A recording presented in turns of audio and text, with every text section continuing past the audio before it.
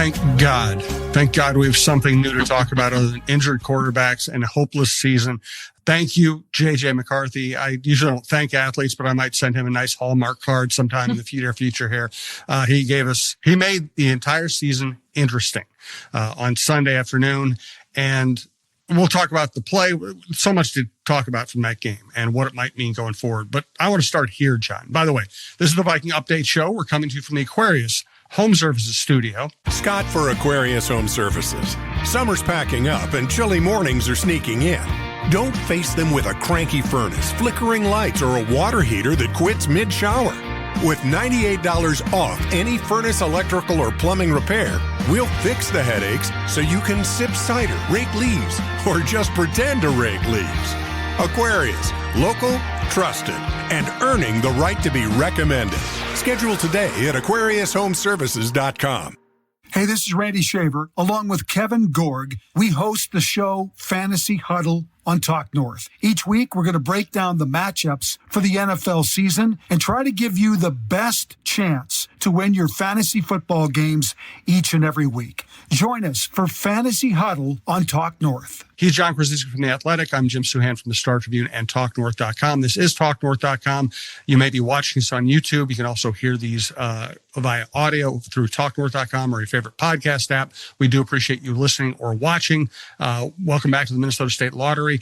We also want to thank our presenting sponsor, Onyx Hunt and Onyx Fish. We'll tell you more about them later. So not only did J.D. McCarthy play well and win in clutch fashion, but being around him the last few weeks, not that I know him well, just observing him, he has the personality, kind of the ideal personality for a franchise quarterback, I think. And to see him succeed in a way that allows that personality to come out and allows us to appreciate that personality, to me, that's a big deal. I think he has leadership. I think he has charisma. I think he has guts. And I think he's going to be a lot of fun to watch for quite a while now. Yeah, I think so too, Jim. And I agree with you in terms of he clearly does have a makeup that makes it conducive to him being successful in that job. He is sort of relentlessly positive, and I think the Vikings need that right now with just the way that things have been going. But most importantly, what we needed to see from him is the physical ability to make plays on the field and stay healthy. And I know this was just one game, but you can be, the kind of brightest, the most engaging personality in the world. But if you can't make the throws when it's time to make them, then it's not going to do any good. And so I think he has a really nice combination right now of the ability to lead, of the ability to get people to buy into what he is selling, but also just kind of that, you said it, the guts to make big plays in big situations and to really put bad plays behind him, to put missed throws behind him. And so all of that does kind of portend for a nice combination of skill and makeup that at least gives you optimism about what can happen here in the future. And what I'm impressed by in terms of his personality is he doesn't seem afraid of anything. His best quarters have come down at Chicago and things are going horribly. And coming off a 7-week injury, facing the Detroit Lions, who are great, by the way, in Detroit, with all the pressure in the world on him. So I don't think anything phases him. And I think he's positive in a very genuine way. So often we talk to athletes who say what they, and I don't blame them. You say the wrong thing and you're going to get lit up nationwide these days. But he has the ability to say positive things, be a positive personality, be uplifting to people around him. And I never sense it's fake.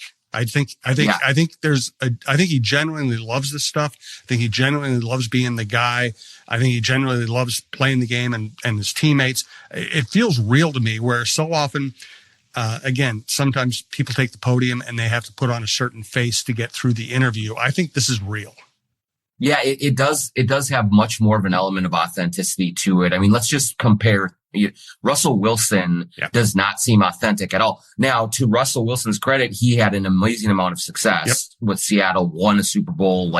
He has done great things on the field that we have not yet seen from JJ McCarthy, but he also always had this sheen to him that just made you say, is this what you really think? Like, is this what you really believe?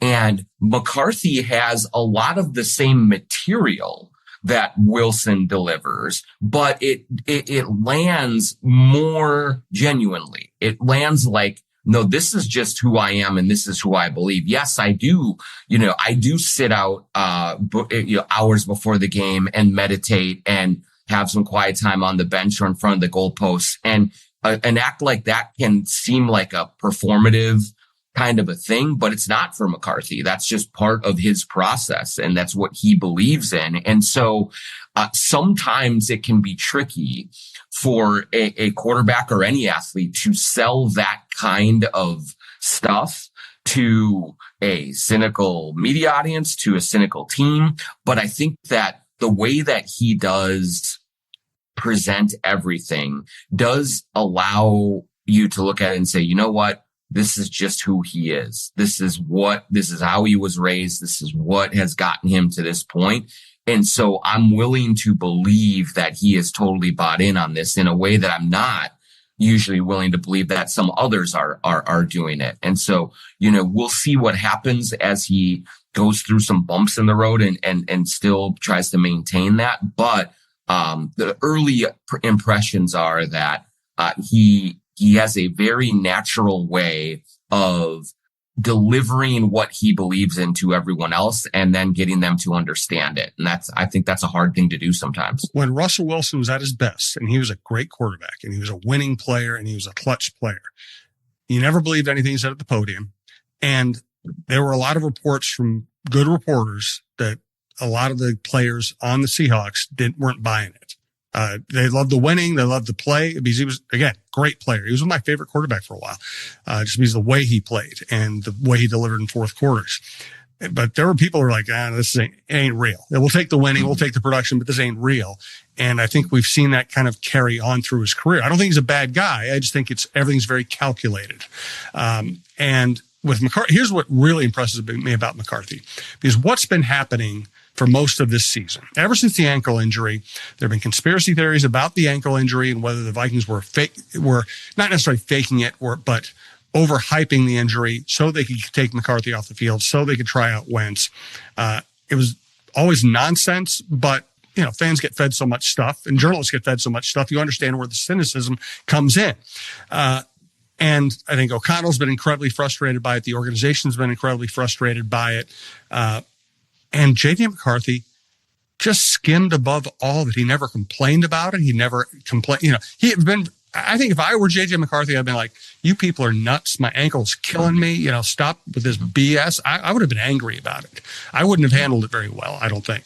McCarthy is a young kid with all kinds of stuff going on in his life who's just, hey, I'm going to get back as fast as I can. I'm going to pull for Wentz. And it was all genuine. The fact for him to just stay completely above that nonsense controversy, that impressed the heck out of me.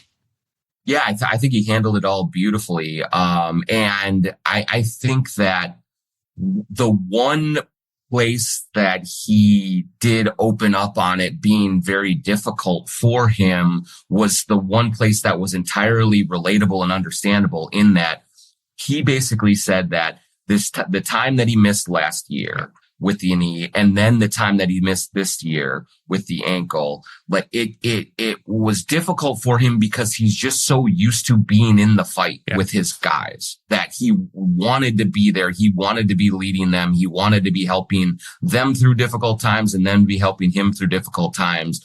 And so you get the impression that any struggles that he has had over this last year and a half have been entirely because he has felt like he needed to be out there and he just could not be physically. It wasn't about the sort of the media narratives around him, about the conspiracy theories, about doubting, his abilities, and was this a soft benching or something like that. That none of that rattled him or got to him or made him think twice about it. It was like, no, the toughest part is that I just haven't been able to be out there for my guys and with my guys. And I'm just used to being there.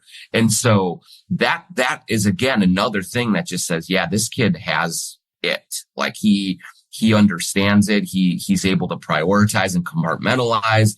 And that's all a really good thing. And the other part about it is that kind of contributing to the negativity that was starting to swirl around him and everything was that I think that game against Atlanta where he just didn't play well. And I mean, we kind of all forget he had his wife or his gal had a baby that week. Like he was in the hospital. He was in the hospital on Wednesday, and it was I think what we've learned of JJ too is like he is not someone that's gonna be like, all right, honey, you got this. I'll see you at the end of the season and I'll start to be a dad. Like, no, I'm sure he was fully invested in and engaged in that. And then he came out and didn't play all that great. And now all of a sudden we're just saying like, yeah, this kid, well, missed on him. Boy, Kwesi, you really screwed up. And, I just think like the overall lack of patience and lack of, perspective on things has been really kind of jarring, even in the NFL world where this is par for the course. But JJ has not given in to those types of things. And that's been, really impressive to watch. No doubt about it. All right. I was on Craig Kilborn's show yesterday and he asked me a really interesting question. And I think I gave what he probably thought was a surprising answer. And that is right now, we only see JJ 3 games. He's 2-1, 1 bad performance, 1 injury, 1 great comeback, 1 really impressive, full game. Today, if you could have either Caleb Williams or JJ McCarthy as your franchise quarterback, who would you take? And we're going to get to John's answer here. I want to tell you about Onyx Hunt and Onyx Fish. Have you ever driven past a piece of land and wondered who owns that? Or maybe you need to know exactly where a property line runs. That's where Onyx Hunt comes in. And it's not just for hunters. There are folks using Onyx for their jobs every day throughout the country, from farmers and ranchers mapping out their fields, wildland firefighters navigating rough terrain. Sorry, I got my phone doing crazy things right now. To construction workers needing to know who owns what property. This app offers something for everyone. If you need the best land ownership maps, aerial imagery, and property boundaries in your pocket, Onyx Hunt is the tool for the job. Try it free for 7 days. Download Onyx Hunt in the app or Google Play Store or visit onyxmaps.com/hunt to get started. I had a conversation with my friend Scott Dayton the other day. He was, let's just say, I didn't tell Scott I was going to talk about this. I hope I'm not stepping out of bounds, but he was just frustrated by the way things were going with Minnesota sports. And all of a sudden, here we are. The Vikings go win at Detroit. The Wild wins a game right after, when you probably should have been ready to fire everybody. Things can turn it around. Reminder that Scott Dayton he's one of us. He's one of you. He is a big time Minnesota sports fan. He lives and dies with the teams. If you go into a shop at the Edina Galleria, somebody's going to be talking sports. They'll probably have a game on the TV if there is a game to be played. And it's a cozy store. It's the best men's clothing store in Minnesota. Everything I wore on my trip to Detroit, I got at Twill. Every time, I got to be honest, this is a rare time I'm on camera and not wearing Twill stuff just because I was just schlubbing around the apartment before we started the show. But usually if I look, this doesn't look good. If I look good, it's because of Twill. Twill in the Edina Galleria, twillmn.com. You can also go to twillmn.com and sign up for email alerts to be notified when they're going to have a sale or a special event. They will not spam you to death. It's just one email every few months or whatever. So check out Twill in the Edina Galleria. I highly recommend it. We're going to get to the Minnesota Lottery and Clamshell Beach Resorts here in a little bit. Right now, give me your answer to my previous question. Yeah, it's a great question, and this is going to sound probably silly, but I will refer back to our shows leading into the draft of that season, and I think if I remember right, we were both, but I know for sure I was higher on Jaden Daniels than Caleb Williams. That has been mixed results so far. No, Jaden Daniels has been great. He got hurt, but a lot of people get hurt. Yep, just injury problems. But I I was one who I loved McCarthy coming in. I just, not only the winner stuff, or not only the national championship and what he did on the field, but also that intangible quality. And I think as we have watched it play out so far, there's been nothing that has thrown me off of that track just yet. I just think that so far, Caleb Williams is incredibly physically talented. He's certainly, I think he has a bigger arm and can maybe make more highlight throws than McCarthy can.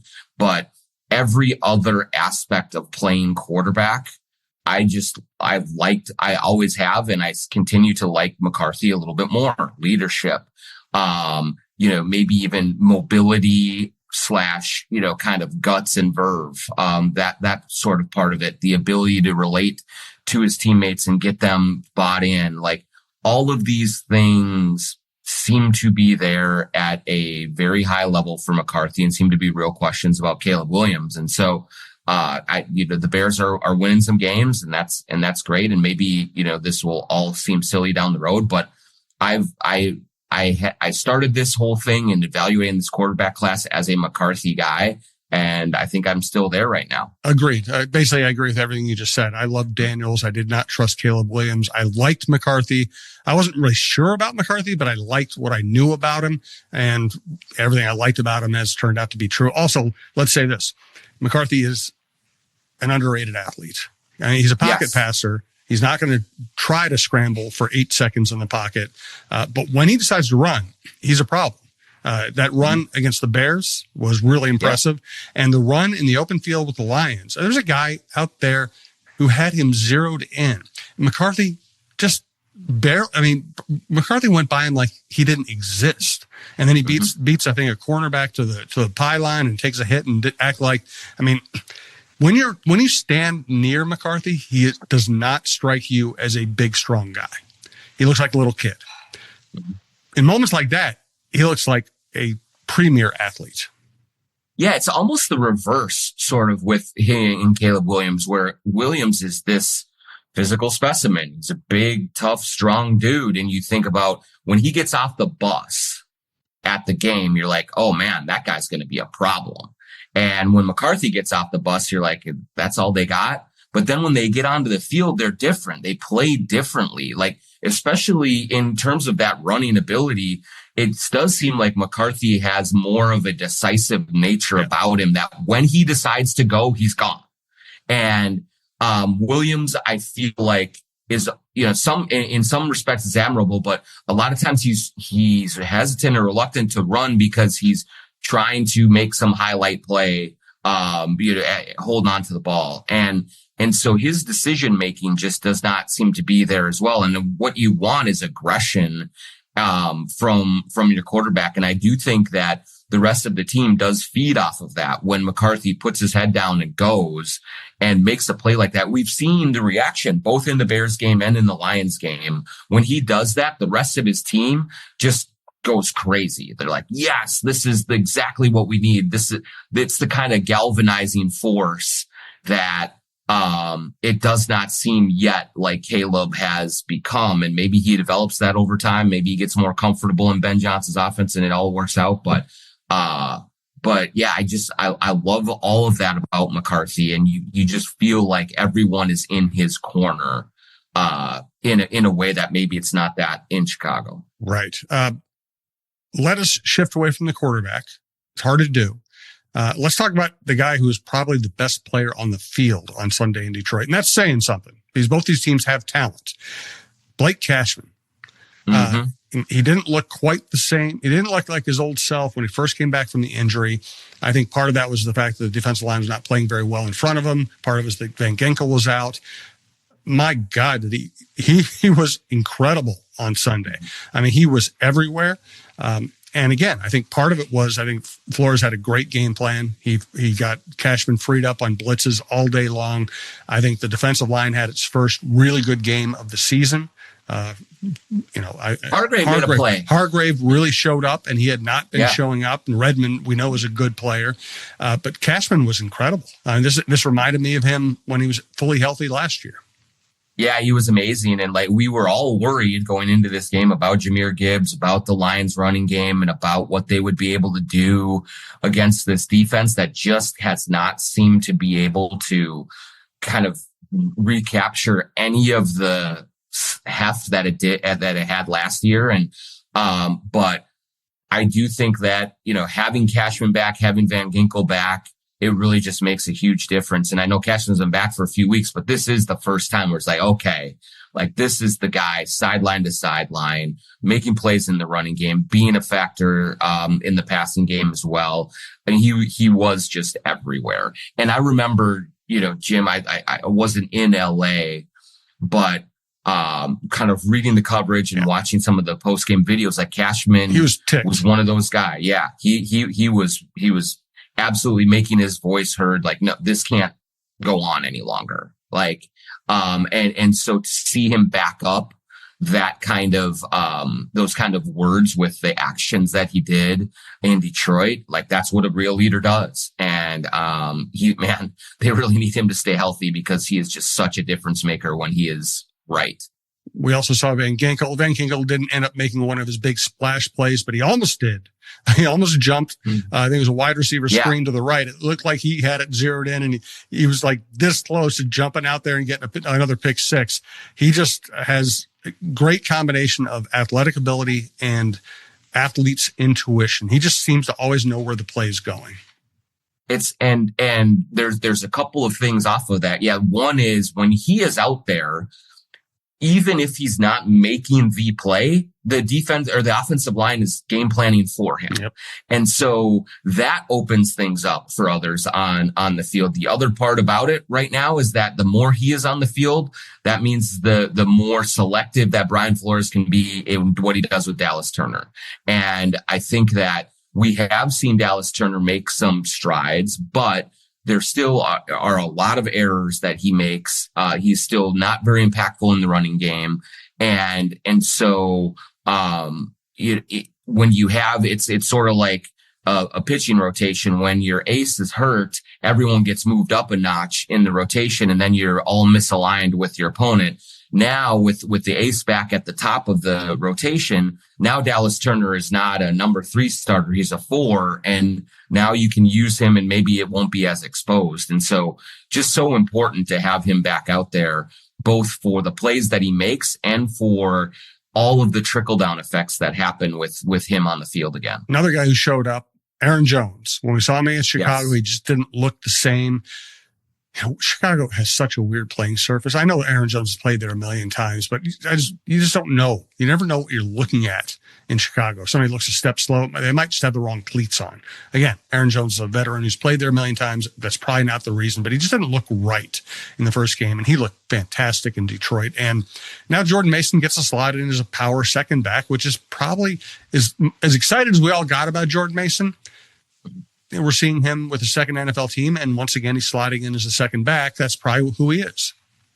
Yeah, like I'm a big Jordan Mason fan with what he can bring on a down by down basis, but it does seem like Aaron Jones, what we saw from Aaron Jones in Detroit was like that, just that little extra gear that Mason might not have. And I think, Jones was banged up a little bit coming out of there. So we'll see how he does going forward. But, when he is healthy, he can not only break tackles, but get by you and really just brings a little bit different juice and electricity. Like Mason has been much more of like the power back type, and he's had a few nice runs, but not anything on the level of what it looks like Aaron Jones can bring when he is right. So, I think that it was really, really important that the Vikings got that established early on in that game against Detroit to take a little pressure off of McCarthy,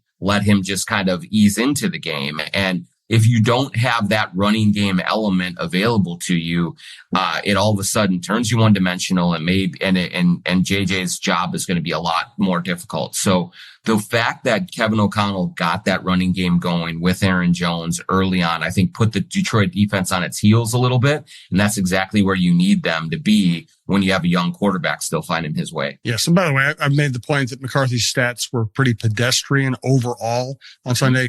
One of the reasons they were is that like the 30-yard catch and run to Aaron Jones was ruled a lateral, not a pass. If McCarthy got credit for that, his numbers would have looked much better. Let's spin this ahead. Let's talk about the Ravens and the future for the Vikings. First, we do want to welcome back and thank Minnesota State Lottery. She's Jen, the ultimate Vikings fan. Welcome to the Vikings Jan Show Fan Show. My special guest today is Victor, the Vikings mascot. Victor, who you got for the Vikings game this week? I'll take that as Vikings. So that's our show. We'd like to thank our sponsor, the Minnesota Lottery, who reminds you this could be your year. So play the new Vikings Scratch game for a shot at $100,000, game tickets, and more. Minnesota Lottery. I'm in. Must be 18 or older to play. And here's Talk North star Michael Russo for Clamshell Beach Resorts. Hey, have you been dreaming of a lake cabin lifestyle with boating, fishing, and family fun in northern Minnesota? Well, lately I've thought a lot about how cool it would be to have a getaway like so many Minnesotans. And if you're like me, you probably think that owning your own lakeside getaway is beyond your budget. Well, if you think lake cabin real estate prices keep going up, well, think again. This is Russo, and I'm here to tell you there is an affordable way to enjoy a cabin lifestyle and all that goes with it. And yes, I said affordable. I founded a Clamshell Beach Resort, which is located on the Whitefish chain of 14 lakes for you and your family to enjoy. Here's how. Clamshell has lake homes that offer deeded fractional ownership, and the keywords there are deeded and fractional. You own it. Imagine having 5 weeks a year to enjoy Clamshell with its beaches, pool, and lodge that's full of kids' activities. Is golf your game? There's a great golf course right across the road. Like winter sports? Well, you can go ice fishing, cross-country skiing, or snowmobiling right out the door at Clamshell. And there's no maintenance, no grass mowing, no snow removal. It's done all for you. And you can own a share of Clamshell Beach Resort at an affordable price. To learn more about ownership opportunities at Clamshell Beach Resort, go to cottagesonwhitefish.com or contact Pat Egan at 612-220-9819. That's cottagesonwhitefish.com or Pat Egan at 612-220-9819. All right. So the Ravens coming to town. Fascinating season for them. They were terrible when Lamar Jackson was out. Now Lamar Jackson's back. They still have a very good offense. Defense has been very hit and miss for them this year. They still have some good players like Kyle Hamilton and Roquan Smith. They're not the powerhouse they often are. I think this is a winnable game for the Vikings. In fact, I'll go ahead. I think I'm going to pick the Vikings. I'm not going to overreact to the Ravens beating a Dolphins team that's ready to fire everybody. And I think I will overreact to the Vikings beating Detroit in Detroit. Yeah, I mean, if there's one performance to overreact to the two, it's definitely the Detroit win for sure. And I do think like that, kind of getting back to where we started this conversation with McCarthy and with that victory, a victory of that quality with the way that they played in it, does really kind of change the entire tenor of a season. I know oftentimes in the NFL, 1 week you win, you're the greatest ever, you lose, you're the worst ever. But I think in this case, it's appropriate because that's just Detroit's going to win a lot of games. And they have already. They're a very, very good team, especially at home. And so when you win a game of that magnitude, it does make you say, well, they beat Detroit. Of course they can beat Baltimore at home. Well, they beat Detroit. Of course they can, go on the road and beat a difficult team, beat Chicago, or whoever it is, Green Bay. So I think that the Ravens have had some defensive issues with some injuries and things like that. And Lamar Jackson is now fully back. So this is now again a team that you worry about, where a couple of weeks ago when Lamar was hurt and stuff, you're like, oh boy, like that actually might be a really easy game. I don't think it's going to be easy, but yes, I do think that the Vikings can come in, use sort of some of the momentum and confidence that they built in that Detroit win and come away with a victory against Baltimore. Lamar's going to be an unbelievable handful. But it doesn't seem like Derrick Henry is the same yet. This season, I know he always gets going in November and December, but to this point, he has looked ordinary. And so if that remains the case, then I think the Vikings can definitely handle this game and get out here with another win. Yeah, the Vikings, to me, the Vikings need to cover the tight ends well. If you cover those tight ends well, don't give Lamar the wide open shots they so often gets to those guys. Andrews is so intuitive getting open, like this really good athlete.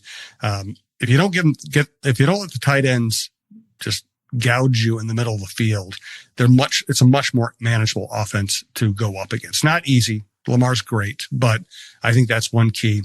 So how do you feel about the rest of the season now that we've seen JJ do what he did in Detroit? Are you thinking, this is a team that should make the playoffs? You think this is a team that actually can go win a playoff game? Or is that too premature? Well, I would say this right now. I don't want to kind of just, start playing ain't no stopping us now, just yet. But I do think that with what we saw, with the way that JJ played, with the defense, reemerging, and with a win of that quality, I do think now you say that, hey, this season is more than salvageable. After the Chargers loss, you're like, where is this thing going? Is this thing teetering on the brink? Is this going to be a 5 or 6 win season?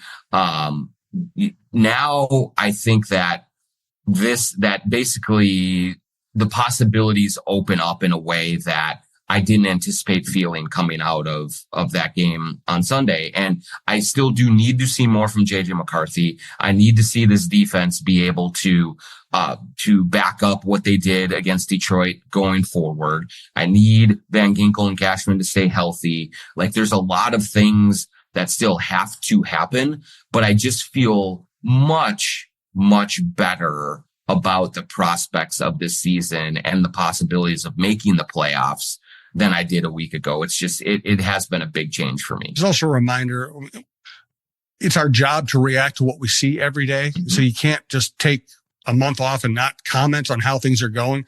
But so often what happens in the NFL is due to health.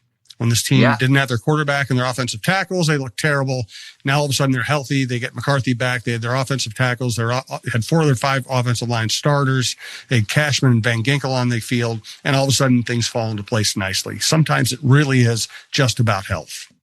I mean, we talked about at the start of the season, when you looked at the roster, top to bottom, from a talent standpoint, it was there. It felt like they have talented players. And I mean, they were decimated by injuries. I do think a couple of the guys like Jonathan Allen and Hargrave have been disappointing for sure, not giving you exactly what you wanted. But yes, like I felt like I didn't think it was the deepest roster of all time, but I did think that at the top, in the starting positions, it felt like this was a team that had enough to compete and to win games, win division, go into the playoffs with a chance. And now we are starting to see that come together a little bit. You do have a couple of guys who have shown to be, if not injury prone, at least you worry a little bit about their ability to stay healthy, including McCarthy, including Aaron Jones, Cashman, Kelly, Van Ginkel, Kelly, a lot of these guys. But yes, if you can find a way to get them on the field, I feel like generally speaking, week in and week out, you're going to stack up pretty well against whatever opponents you're facing. Good stuff, John. I appreciate it. Everybody, please check out TalkNorth.com for our full lineup. Mark Rosen, Don Mitchell, Roy Smalley, Lavelle Neal III, Michael Russo, Anthony LaPanta, Kevin Gorg, Randy Shaver, the John Krawczynski Show, highly recommend, on the Timberwolves, who are also quite fascinating. We have even more shows than that. I can't always remember them all. We have the best lineup in town, TalkNorth.com. Thanks in part to John. So thanks to John. Thank you for listening or watching, and we'll talk to you next week.